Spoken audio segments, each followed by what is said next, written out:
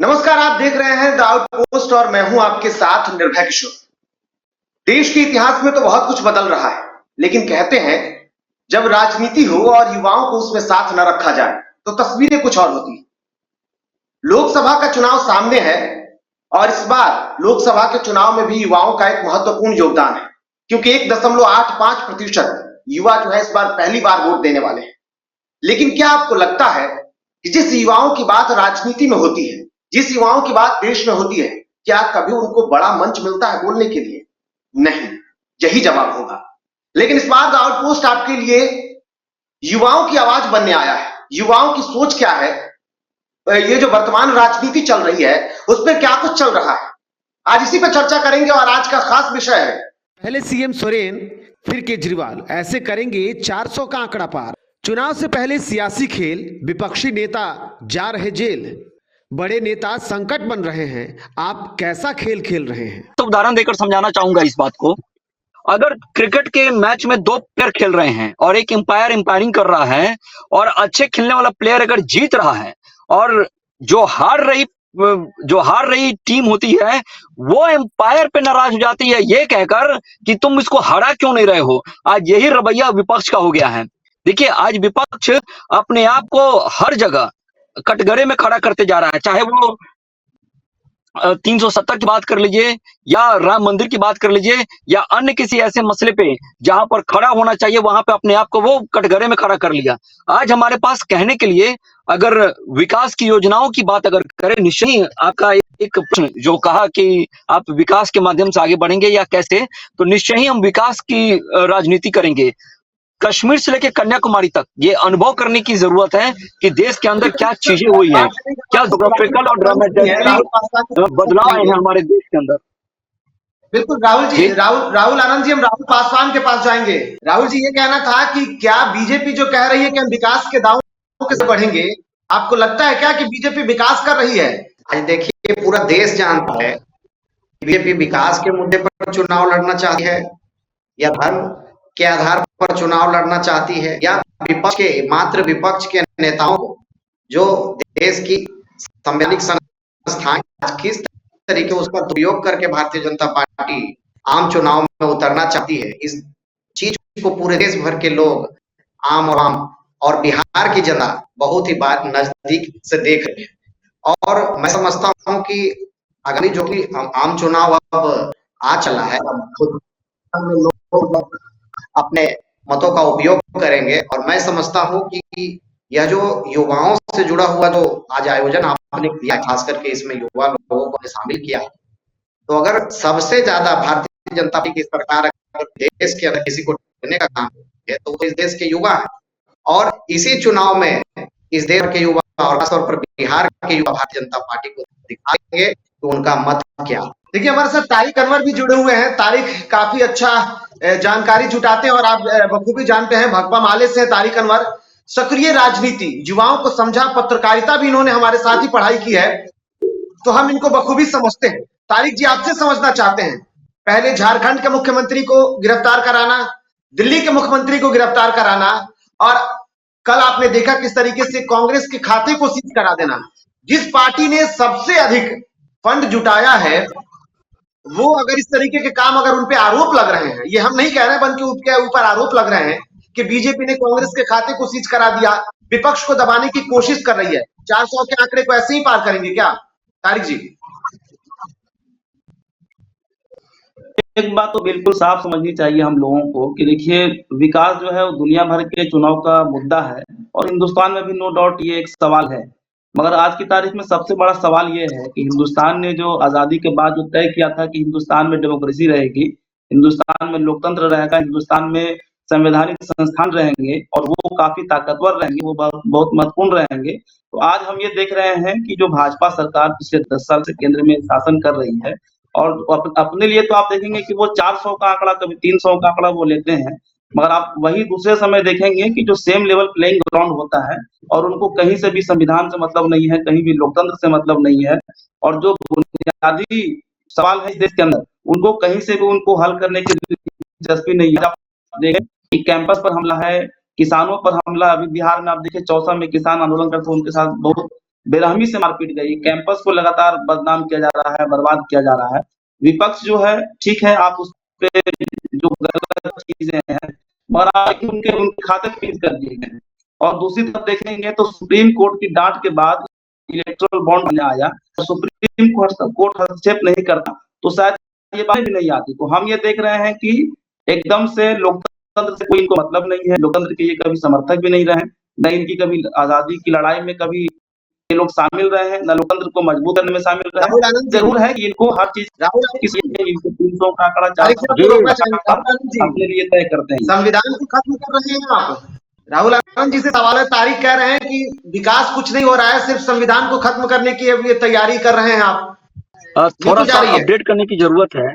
देखिए, जो लोग इस बात को कहते हैं कि डेमोक्रेसी खत्म होती जा रही है, जो लोग इस चीज को कहते हैं कि लोकतंत्र समाप्त होता जाता, जो इस चीज को कहते हैं कि संविधान खतरे में है, शायद वो इस चीज को भूल रहे हैं कि इनके इंडिया अलायंस के जो साथी हैं वो लिखित में दावेदारी कर रहे हैं। अभी डीएमके ने, तमिलनाडु में डीएमके ने अपने घोषणा पत्र को जारी किया है। उस घोषणा पत्र में देश तोड़ो नारे के साथ, यानी देश तोड़ो एजेंडे के साथ उन्होंने अपने पॉइंट्स को दर्शाए हैं।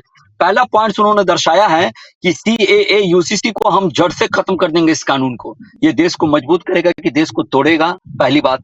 दूसरी बात आ जाइए आप कि वो लिखित में इस बात का आश्वासन दे रहे हैं कि केंद्र की ताकतों को हम कमजोर करेंगे, यानी कि राज्यपाल की जो नियुक्ति होगी वो मुख्यमंत्री से पूछकर की जाएगी, केंद्र वहां कहीं हस्तक्षेप नहीं करेगा। देखिए, बहुत सारी चीजें हैं जो लिखित में परोक्ष रूप से आप अगर आरोप नहीं लगा सकते हैं तो आप दाएं बाएं से आकर, बैकडोर से आकर आप इस तरह की अनाप शनाप हरकतें करते हैं। आप अभी थोड़ी देर पहले कुछ मसले उठा रहे थे, लेकिन आप भूल गए बंगाल में आप कह रहे हैं, शाहजहां शेख के बारे में। राहुल आपको रोकना चाहेंगे, ये आप कह रहे हैं कि देश तोड़े की राजनीति है। राहुल जी, राहुल पासवान जी आपसे सवाल करेंगे। आप तो देश जोड़ने की बात कर रहे हैं, ये कह रहे हैं कि आप देश तोड़ रहे हैं। आप तो देश जोड़ो यात्रा कर रहे हैं। नहीं, देखिए, ये तो पूरा देश देख रहा है कि किस तरीके से हमारे आदरणीय नेता राहुल गांधी भारत जोड़ो यात्रा करके देश के अंदर एक भाईचारा का संदेश देने का काम किया है। बीते एक दशक से आप देखिएगा कि जब से भारतीय जनता पार्टी की सरकार 2014 से है, तो किन सारे मुद्दों को सामने रख करके भारतीय जनता पार्टी आज तक चुनाव लड़ी और किन सारे मुद्दों पर वह विशेष तौर पर ध्यान देती है और खास किसी वर्ग को है प्रभावित करने के लिए भारतीय जनता पार्टी कार्य करती है। उसी चीज को, भाईचारे के संदेश को, जो इस देश की अपनी एक पहचान है, उसके लिए हमारे नेता श्री राहुल गांधी जी ने एक लंबी यात्रा, आजाद भारत की एक लंबी यात्रा, भारत जोड़ो यात्रा काम से किया है और इसका समर्थन भी पूरे देश में हम लोगों को मिल रहा है। तो देश तोड़ने का काम तो भारतीय जनता पार्टी आज से थोड़ी ना कर रही है, इस बात को तो देश जानता है। कहाँ थे ये लोग उस समय? तो हम पुरानी बातों की तरफ देखिए, नीरज जी जाना नहीं तो कि कांग्रेस पार्टी का देश के प्रति क्या योगदान है, तो मैं समझता हूँ कि इसको राहुल आनंद जी, कोई योगदान नहीं आपको देश बनाने में। हाँ, देखिए, सबसे पहली बात तो इस बात को ही स्पष्ट कर दिया जाए कि परमाणु परीक्षण भारतीय जनता पार्टी की सरकार में हुए थे और आज जो हमारे देश के अंदर जो विकसित योजनाएं जो देखने को मिल रही है, यानी कि डीबीटी। देखिए, आप ही के लोगों ने कहा था कि हम जब 1 रुपए बेचते हैं तो 15 पैसा ही पहुंचता है किसान के पास, और आज जिस पारदर्शिता के साथ हम काम कर रहे हैं ये देखने योग्य है। आयुष्मान भारत देखने योग्य है। पता नहीं, राहुल जी जानते तो सब चीज है, लेकिन अपनी पार्टी की बातों को रखना है तो जाहिर सी बात है वो आरोप तो लगाएंगे ही अपनी एंटी पार्टी पे, ये तो जाहिर सी बात है। अब मैं आपको जुड़वाना शुरू करता हूँ। बुलेट ट्रेन की कल्पना की गई थी, बुलेट ट्रेन बन रही है। मेट्रो परियोजनाओं को जोर शोर से बढ़ावा देने की बात की गई थी, वो हो रही है। आयुष्मान भारत हो रहा है, किसान सम्मान निधि भेजे जा रहे हैं। यहाँ तक कि आपने एक बहुत अच्छी बात कही कि मुसलमानों के बारे में आपने कहा कि एक खास वर्ग को, जरा मुझे बताइएगा कि सायरा बानो का केस को क्यों पलट दिया गया? जब सुप्रीम कोर्ट ने उनको मुआवजा का निर्देश दिया था तो सायरा बानो को इसलिए पलट दिया गया क्योंकि आपको मुसलमान तुष्टिकरण करनी थी। सायरा बानो, यही नहीं, मौलवियों से देश नहीं चलता है, मौलवियों से देश नहीं चलता है, देश चलता है संविधान से। आप लोग मौलवियों के भरोसे बैठे थे और ट्रिपल तलाक जैसे जो विकार हमारे देश के अंदर थे उसको आपने कमजोर करने की कोशिश की। हमने मुस्लिम महिलाओं को, तारिक जी की कोई बहन कोई माँ इसकी पीड़ा इनको भी कहीं सताती होगी, कहीं ना कहीं ये डर होता होगा। अगर सच्ची सच्ची कल्पना भी की जाए, अगर अच्छे मुसलमान की कल्पना की जाए तो इस तरह की बात होनी चाहिए, और ये बिल्कुल होनी चाहिए। ट्रिपल तलाक जैसे विकार, ट्रिपल तलाक जैसे विकार जो खास करके मुस्लिम महिलाओं को खत्म कर रहा था, नेटवर्क जा रहा है आप लोगों का। मनीष जी आपको रोकना चाहेंगे, राहुल पासवान के पास जाएंगे। राहुल जी, क्या ये पूरा जो देश है वो मुसलमानों के भरोसे चलेगा, ये आपका, ये बीजेपी का कहना है और आप उसमें साथ दे रहे हैं? देखिए, जब से यह कार्यक्रम की अभी शुरुआत हुई है, ये जो पैनल चल रहा है, अब भारतीय जनता पार्टी का असली तो यहाँ पर भारतीय जनता पार्टी के जो हमारे साथी जुड़े हुए हैं इन्होंने दिखा दिया। मैंने कुछ खास वर्गों की बात की, मैंने कभी भी मुसलमान का नाम कुछ खास नहीं वर्ग लिया या कौन है? किसी धर्म का नाम नहीं। कुछ खास वर्ग कौन है? खुलकर लेकिन कहिए ना, आप तो खुलकर बात करते हैं। मैंने अध्यक्ष कहा है, नहीं मैंने मुस्लिम धर्म की कोई चर्चा की है, लेकिन भारतीय जनता पार्टी को चूंकि बहुत ज्यादा सूट करता है तो इस वजह से इन्होंने उसका खुलासा किया। और भारतीय जनता पार्टी की यही नीति और रीति है कि किस तरीके से, देखिए आप कह रहे थे इन्होंने अभी बुलेट की बात की, आयुष्मान की बात की, बुलेट ट्रेन में क्या सिर्फ एक ही व्यक्ति का महिमा मंडन हो रहा है? कितने बुलेट ट्रेनों को रेल मंत्री, ये भी आप बताइए, मंत्री ने कितने बुलेट ट्रेनों को हरी झंडी दिखाकर किया? क्या डेटा है कि आयुष्मान भारत के कितने लोगों को अभी तक मुफ्त में इलाज जो भी अस्पतालें हैं उनमें हुआ करती है? तो ये सब बस किसी एक व्यक्ति का, दो व्यक्ति का महिमा मंडन करने का कार्य हो रहा है, जो कि बहुत ही मैं समझता हूँ कि जो आम चुनाव शुरुआत हो गया है उसमें भारतीय जनता पार्टी को तारिक जी के पास जाएंगे। तारिक जी, एक तरफ बीजेपी कह रही है कि हम बहुत सारी योजनाएं लेकर के आ रहे हैं, दूसरी तरफ ऐसी कई योजनाएं हैं, नाम बदलने से काम थोड़े ना बदल जाएगा। नहीं, देखिए एक बात तो हम लोग को सावधान रहना होगा इस बात के लिए कि आमतौर पर हम लोग बहस शुरू करते हैं तो भाजपा के लोग तुरंत ही उस बहस को जो है वो हिंदू मुस्लिम पे ले आते हैं। अभी उन्होंने दिखाया भी, और हम उनको याद दिलाना चाहते हैं भाजपा की नहीं है, बात यहाँ भाजपा की नहीं है, नहीं बात यहाँ पे जब मंच पे बैठक होगी तो ये बातें उठेंगी। अभी उनको समझना चाहिए कि जो गुजरात दंगा हुआ और उसमें जो बिल्किस बानो के साथ मामला हुआ, गैंगरेप का, उनके परिवार की हत्या की गई, और सुप्रीम कोर्ट ने ये जानते हुए कि गुजरात में ये केस फेयर तरीके से नहीं चलेगा, उस केस को ट्रांसफर किया गया महाराष्ट्र, और भाजपा के लोगों ने, भाजपा सरकार ने बलात्कारियों की, हत्यारियों की सजा माफी करवा दी, और सुप्रीम कोर्ट के फैसले के बाद वो सब लोग बाहर निकल गए। राज्य सरकार के फैसले के बाद उनको माला पहनाया गया, जय श्री राम का नारा लगाया गया। अब सुप्रीम कोर्ट ने जब डांट पिलाई तो सब के सब लोग वहां जेल में आए हैं। तो ये इनका चरित्र है कि ये बलात्कारियों को, हत्यारों को बाहर करते हैं ताकत से और उनको फूल माला पहनाते हैं। और वहां जहां तक विकास की, तो आप ये समझिए कि अगर तारिक जी, एक सवाल है, अगर विकास का इतना काम हुआ है तो ये हर बात पे धर्म पे क्यों आते हैं? अगर वाकई में इतना विकास हुआ, इतना काम हुआ है तो तुरंत ये धर्म के शरण में चले जाते हैं। तो मतलब आप कहना चाहते हैं कि बीजेपी सिर्फ धर्म के नाम पर जीतना चाहती है? नहीं, इनका यही है, एक हाथ में विकास है, एक हाथ में धर्म है। विकास तो कुछ हुआ नहीं, मगर धर्म की बात जो है चलता रहता है। ये कह रहे हैं कि पूरा बाबा लोग सब देश चला रहे हैं। तारिक जी, आपके सवालों का जवाब दे रहे हैं, आपके सवालों का जवाब आनंद जी देंगे। देखिए निर्भय जी, सबसे बड़ी बात यह है ना कि आज तक हमारे देश के अंदर एक खास वर्ग का हमेशा शोषण ही हुआ है। अब वो शोषण करने वाले लोग आज बैठे थे, इसके पहले बैठे थे सत्ता में, हमने तो उनको अपनी शक्ति का स्मरण कराया। आप बताइए, अगर आप औरंगजेब को आइडियल मांगेंगे तो फिर आप हमारे देश के लिए कैसे समर्पित होंगे? आप एपीजे अब्दुल कलाम की बातें क्यों नहीं करते हैं? इनके बारे में क्यों नहीं चर्चा होती है? देश रोल मॉडल थे। देखिए, मैं बड़ा स्पष्ट कहता हूं, आपको बुरा लगेगा, 100 मुसलमानों के बस्ती में एक हिंदू को बसाकर दिखा दीजिए, मैं यहीं पे परिवर्तन स्वीकार कर लूंगा। बंदायू जैसा विकार, बंदायू जैसी घटना के ऊपर कोई प्रतिक्रिया किसी की नहीं है, इंडिया अलायंस वालों की। यहां तक कि सपा के नेता ने कहा कि उनको एनकाउंटर नहीं करना चाहिए था। क्यों नहीं मार देना चाहिए? रमजान के पाक महीने में अगर कोई व्यक्ति किसी का गला काटकर खून पी ले जाता है और आप वहां पे चुप रहते हैं और एक भी इंडिया अलायंस वाले इसकी प्रतिक्रिया नहीं देते हैं, तो क्यों नहीं शासक को मजबूत होना चाहिए? भारत की संस्कृति राम और सनातन से शुरू होती है, और सनातन की स्थापना करना कौन सा गलत काम है? आप मुझे बताइए, औरंगजेब ने काशी तोड़ा और अयोध्या तोड़कर बाबर ने मस्जिद बना दी, आप इसके ऊपर क्यों नहीं चर्चा करना चाहते हैं? कांग्रेस ने सिर्फ राम के वजूद को सुप्रीम कोर्ट में प्रूफ करने की बात कही थी, आज देखिए कांग्रेस की क्या वजूद हो गए हैं, आज हालात से घिर गई है कांग्रेस। इसलिए मैं कहता हूं कि विकास राहुल जी, ये मानते की हैं जो क्या? परिभाषा होती है वो भारतीय जनता पार्टी ने रखी है। आपने कश्मीर राम से पर लेकर सवाल उठाया, कन्याकुमारी तक महसूस करने का फर्क। राहुल जी, आपने राम आवाज पर कट रहा सवाल है। उठाए थे, खड़े हो रहे हैं, आपका अस्तित्व ही खत्म हो रहा है, बीजेपी कह रही है।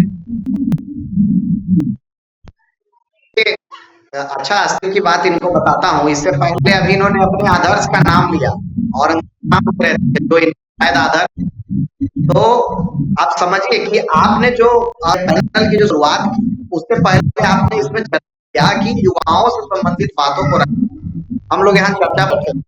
और देखिए, इधर से होते हुए इधर से बनारस होते हुए वहां औरंगजेब अपने आदर्श के पास एकदम, अरे भाई जो सच्चाई है वो तो बार बार आएगा ना, ये जो सच्चाई है वो तो राहुल जी बार बार आएगा, एक्सेप्ट करना होगा, इसको मानना होगा, इसको मानना होगा।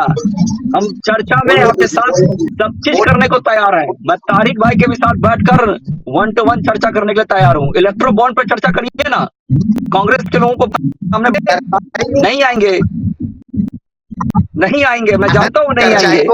देखिए आप मेरे साथ चर्चा करने से अच्छा है पूरा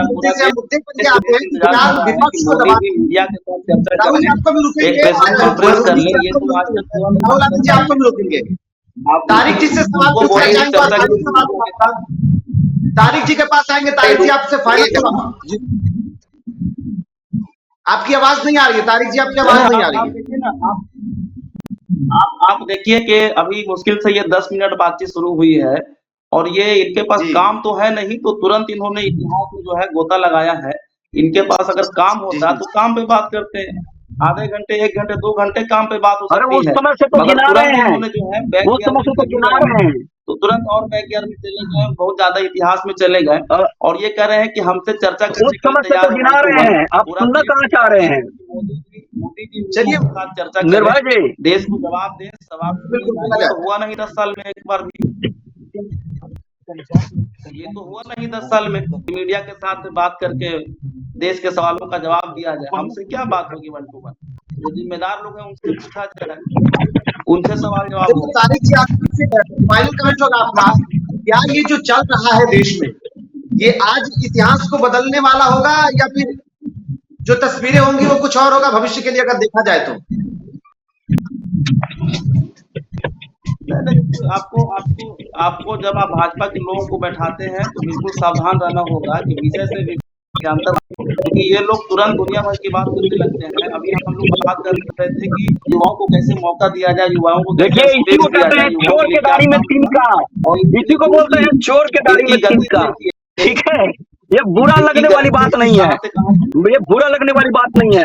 इसको बोलते हैं कि जो एक अच्छा प्लेयर है जो खेल रहा है उसको हराने के लिए एम्पायर का सहारा लेना, ठीक है? ये यही बात है। नौजवान जो है, नौजवान ये यही बात है, लाठी पड़ रही है बिहार में। राहुल गांधी जी, पेपर लीक हो गया यूपी के, तारिक जी की बात को सुन लेते हैं जी। तारिक जी,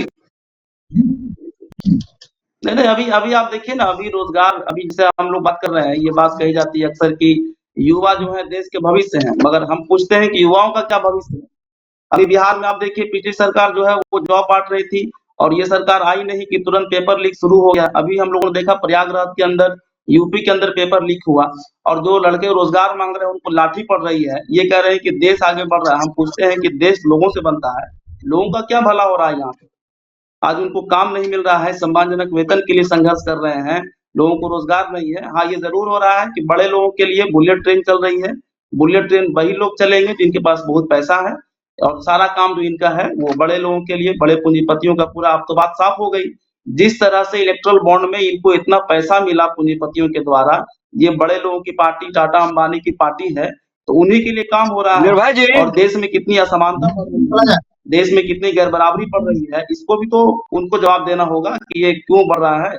80 करोड़ लोग ये खुद कर रहे हैं कि सरकारी राशन पर निर्भर है, सरकारी अगले मुद्दे पर इलेक्टोरल बॉन्ड पे बात भी करेंगे और चंदे को लेकर के बात करेंगे, लेकिन जिस तरीके की स्थिति है राहुल जी के पास जाएंगे। राहुल जी, आपका फाइनल कमेंट होगा, क्या ये जो चल रहा है बीजेपी इसी के बहाने आगे बढ़ेगी, 400 का आंकड़ा ऐसे ही पार होगा, विपक्ष को दबा करके ही पार होगा, या अब भी कुछ कांग्रेस में उम्मीदें बची हैं? पूरा देश कांग्रेस की तरफ उम्मीद भरी निगाहों से देख रहा है। पूरे देश के गरीब हो, किसान हो, बेरोजगार हो, हर लोग कांग्रेस की तरफ उम्मीद भरी निगाहों देख रहे हैं। कैसी बातें करते हैं। और मैं समझता हूँ यह समय आ चुका है कि भारतीय जनता पार्टी का जो जुल्मी शासन देश के अंदर चल रहा है, एकमात्र पार्टी भारतीय कांग्रेस ही जुल्मी शासन से लोग मुक्त करा सकती है। और पूर्व में जिस तरीके से आप देखिए, जिस तरीके से अमन और शांति की तरह हमारा देश पाल दिया करता था पूरे दुनिया भर में, उसको हासिल करेंगे और भारतीय जनता पार्टी को 2024 के आम चुनावों में हम लोग जो है। चलिए, तो कांग्रेस का ये मनीष जी से बात करेंगे, माफ कीजिएगा, राहुल आनंद जी से बात करेंगे। राहुल जी, क्या लगता है आपको?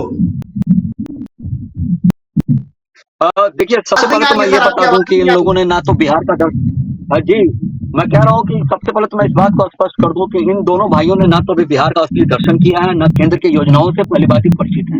एक मन में परसेप्शन बना रखा है कि विरोध करना है, तो जाहिर सी बात है अपनी पार्टी के बातों को रखने के लिए इस प्रकार की बातें वो करेंगे।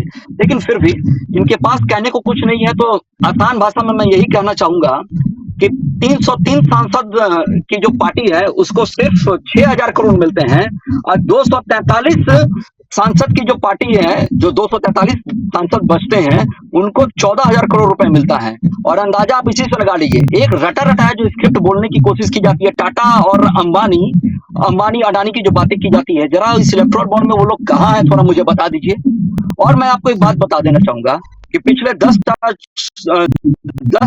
काल में एक चवन्नी का भी आरोप भारतीय जनता पार्टी के ऊपर नहीं लगा है। और आरोप अगर गिनाना हो तो इसके पहले यूपीए की सरकार में आप आरोप को देख लीजिए, चुन चुन का आरोप को बताया जा सकता है। यानी हम काम गिना सकते हैं और इनके ऊपर हम इल्जाम गिना सकते हैं। बहुत लंबी लिस्ट है बीजेपी के लिए भी और विपक्ष के लिए भी। विपक्ष भी लगातार आरोप लगा रहे, तो आरोप प्रत्यारोप का दौर तो जारी रहेगा। लेकिन आखिरी सवाल आपसे कि क्या लगता है, जिस तरीके के जो स्थितियां चल रही है राजनीति में, आप खुद आपसे पूछना चाहेंगे कि पहले झारखंड, अब दिल्ली में तो इतिहास रच दिया गया, पहला ऐसा मुख्यमंत्री जो अपने पद पे विराजमान है उसे गिरफ्तार किया गया। हालांकि वो भी अब जिस तरीके से सुप्रीम कोर्ट से उन्होंने अपनी अर्जी वापस ले ली है, तो क्या आपको लगता है ये सब कुछ आपको आगे बढ़ने के लिए किया जा रहा है? मतलब आप आगे बढ़ने के लिए कर रहे हैं, या जो हो रहा है ईडी जो कर रही है स्वतंत्र होकर कर रही है? देखिए, जो भी केस आप दिल्ली के मुख्यमंत्री के ऊपर अगर आप बात कर ले, तो दिल्ली के मुख्यमंत्री ने इस बात को स्वीकार भी किया है और उनके कारक बने हैं और वीरगोस एक्ट के तहत उनकी गिरफ्तारी हुई है। सबसे पहली बात ये, इस चीज को जानना आवश्यक है। मैं 2 मिनट में इसको क्लियर कर लेता हूँ कि वीरगोस एक्ट उस एक्ट को कहते हैं कि अगर आप किसी पार्टी के या कंपनी के एमडी हैं या पार्टी के प्रमुख हैं और आपके नीचे अगर कोई गलतियां की जा रही है और उसमें आपकी संलिप्तता हो जाएगी, ये एक्ट कहता है। दूसरी बात मैं कहूं कि हेमंत सोरेन जी ने मुख्यमंत्री रहते हुए भी अपने को लाभ के एक पद पे रखा था जो गलत था। और आज देश के अंदर जो भी चीजें दिख रही है या कांग्रेस का जो अकाउंट फ्रीज हुआ है, वो भारतीय जनता पार्टी ने नहीं किया है। इनको तो 2021 का नोटिस जा रहा है, उनको कितने नोटिस गए हैं, एक भी नोटिस का जवाब देना इन्होंने जरूरी नहीं समझा। उस नोटिस के जो अमेंडमेंट की जो बात की थी, असेसमेंट ईयर 17-18 की जो बात की जा रही है, उसका आज तक उन्होंने बैलेंस शीट नहीं जमा किया है और उसके बाद चुनाव भी हुए हैं। तो गलती इनकी स्वयं की है और इन्होंने अपने आप को हार कर लिया, तभी तो हारे हुए व्यक्ति की तरह इस बातों को कह रहे हैं। देखिए, लिखन के सामने पकन का कुछ नहीं होता है। ये निर्दोष है, विपक्ष का आरोप सिर्फ और सिर्फ जी निराधार है। बिल्कुल कहना है कि आपको क्या लगता है कि विपक्ष जो आरोप लगा रही है, ये आरोप सिर्फ और सिर्फ आपके लिए आरोपी है? निर्भय जी, एक बात बस 2 मिनट में अपनी बात कहूंगा। जी बिल्कुल, तारिक जी बोलिए।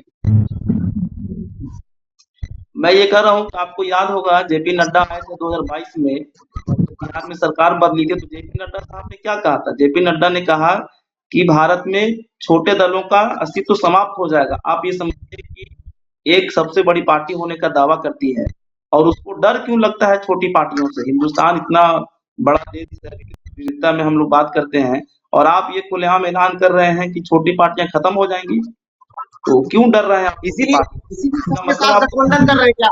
तारिक जी इसीलिए सबके साथ गठबंधन कर रहे हैं। तारिक जी इसीलिए सबके साथ गठबंधन कर रहे हैं।